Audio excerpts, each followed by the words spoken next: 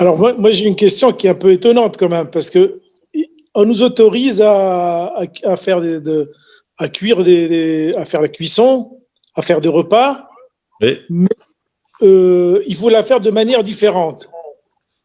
Alors ça dépend quoi, encore une fois, hein. Voilà, oui, ça dépend quoi, mais il y a quand même c'est un peu compliqué les choses, quoi.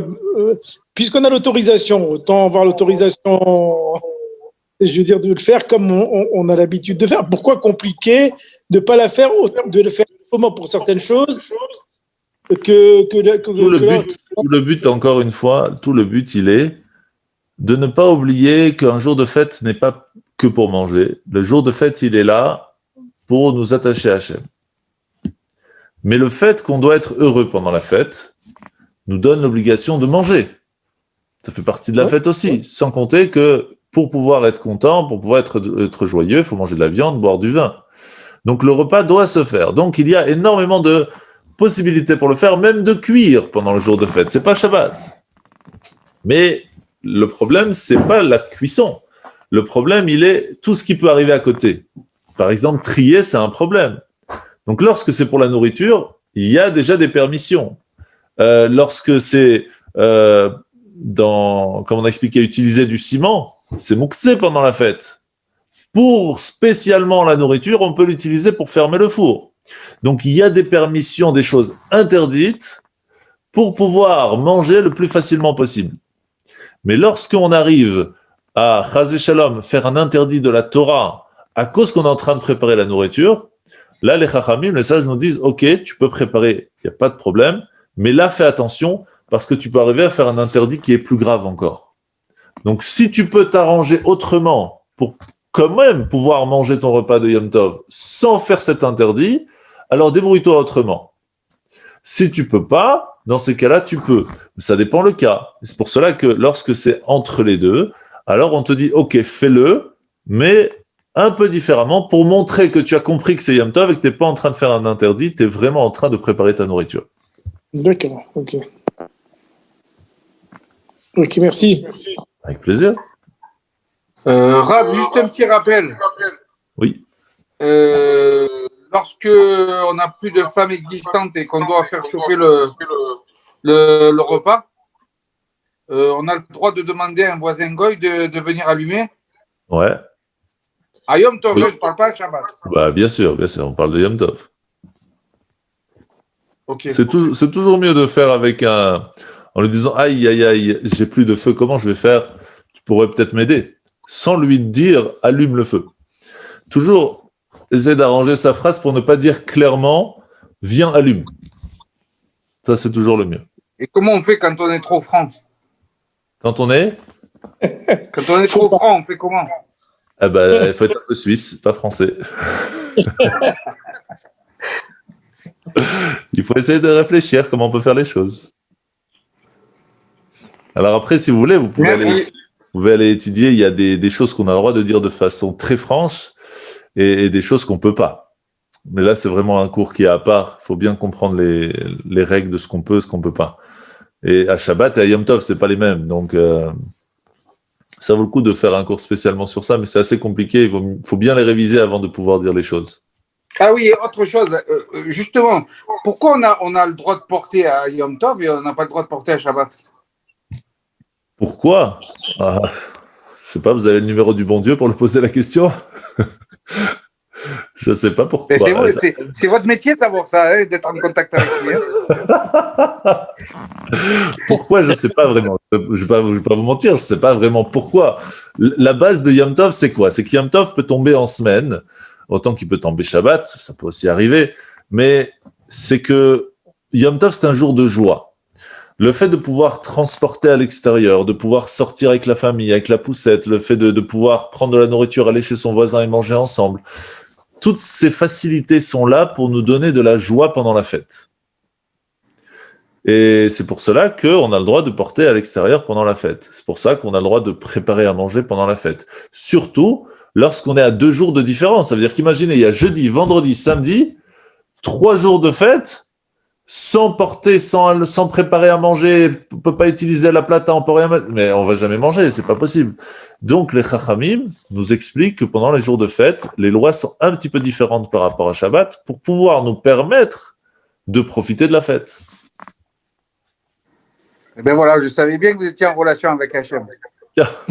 La réponse, elle est pas totalement claire, il manque des détails, c'est certain. Ah, ça va, ça nous a permis de comprendre déjà. Voilà, plus ou moins, ouais. Baruch Hashem. Merci. Avec plaisir. Chanukah Sameach. Chanukah Sameach. Vous êtes prêts? Richard, je vois que tu es sur tous les fronts. J'ai mal au front d'ailleurs. Est-ce que tout le monde est prêt pour Hanouka? Tout le monde a des bougies ou de l'huile, le On va aller les chamash? récupérer cette semaine, on va récupérer. Il faut, c'est important. Hanouka, c'est extraordinaire. Hein, c'est une très belle fête. Il va avoir l'allumage de bougies à la place du molar. Je ne sais pas si Ah le oui, mot c'est là. vrai, ça. Ah, c'est pas en Belgique. C'est pas à Bruxelles, ça. C'est pas à Bruxelles. C'est pas à Bruxelles, hein, je confirme, c'est pas à Bruxelles. Mais pour l'instant, je sais que c'est assez compliqué les allumages publics. Nous, on a eu À l'accord mon avis, ça m'étonnerait. Hein. Nous, on a eu l'accord de faire, mais qu'avec 4 personnes. C'est-à-dire le fait de l'allumer sur place, et on fera peut-être le zoom sur place, mais voilà, on peut pas aller plus loin que ça. Ben, c'est déjà C'est pas mal. déjà pas mal. Mais bon. Après, on organise avec la communauté des zooms, avec les enfants. Mais avec après, ce qu'il y a de plus, voilà, avec les zooms, on peut le faire mondialement. C'est ça qui est bien. Mais ça, c'est prévu déjà. Il y a plein de trucs prévus intercontinental, ça va être sympathique. Mais bon, c'est pas la même chose qu'en présentiel avec des beignets, avec les chants, avec les danses, avec voilà, c'est pas la même Faut chose. nous envoyer le lien. Mais vous êtes invité, hein, si vous voulez venir à Bruxelles, avec plaisir. Hein. Attendez, c'est un peu loin, hein. me tentez pas, je prends le train. Moi. Mais ça deux fois déjà, vous avez dit. Hein. Moi, je vous attends. Hein. Ouais, j'avoue. Et il va falloir que je vienne. Hein. À la À troisième, C4, je on va organiser un truc sympathique. Hein. Grâce à Dieu.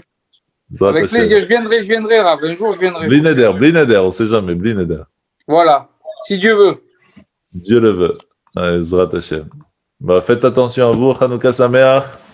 Merci N'hésitez beaucoup. pas à allumer avec de Bonne fête à l'huile. tous. N'hésitez pas à allumer avec de l'huile pour vraiment ressentir ce que c'est d'allumer comme dans le Beth Amikdash. D'être heureux de pouvoir allumer comme dans le Beth Amikdash. Vous savez, Shemen, l'huile, c'est extraordinaire. Hein, c'est le même mot que Shmona, des 8 jours de Hanouka. C'est comme Mishnah, le fait d'étudier la Torah, parce que c'est l'huile, c'est quelque chose qui rentre en profondeur, autant qu'il réussit à être complètement séparé de l'eau et qui ne se mélange pas.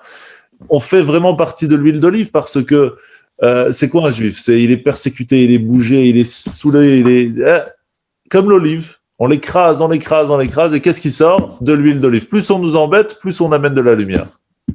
Il y a deux choses, Rav. Il y a deux choses. L'huile, ça rappelle quand on va oindre le Mashiach. Ouais. Et la deuxième chose, moi, ça me rappelle toujours, je ne sais pas ce que vous en pensez, la lumière Ensof avec laquelle Hachem a créé le monde et que ça a entraîné ce miracle de la guerre gagnée par une poignée de Juifs contre une grande armée. Exact. Ben, c'est pour ça qu'il y a 36 bougies, parce que c'est les 36 heures de la création du monde où cette lumière était encore présente. Ah voilà. Comme ça, on a appris encore quelque chose. Bon, Hachem. On apprend. Richard, tu as suivi les cours sur Hanouka, on voit. Hein, Ah, c'est bien. La révision. Je sais pas. on voit que tu as suivi les cours sur Hanouka. Ah, bravo, Richard. Merci. Je pense Allez, que bonne Richard soirée. il va nous faire un shiur la prochaine fois, avec plaisir. Ah oui. On attend.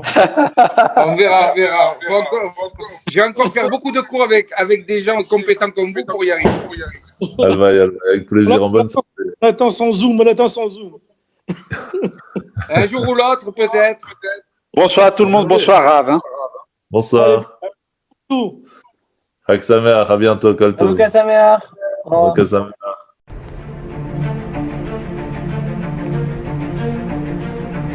Et si connaître toute la Torah était possible, plongez-vous dans les joyaux de la Torah. Étude du Rambam, le Maïmonide, cours de qualité par des rabbins francophones aux 4 coins du globe. un chapitre chaque jour, à raison de 20 minutes, pour finir en moins de 3 ans l'apprentissage de la Torah. Relevez le challenge, tous les soirs en direct à 20h30 ou 21h30 heure israélienne. Nos cours sont accessibles à tout moment, YouTube, Facebook et sur notre site torah24.com.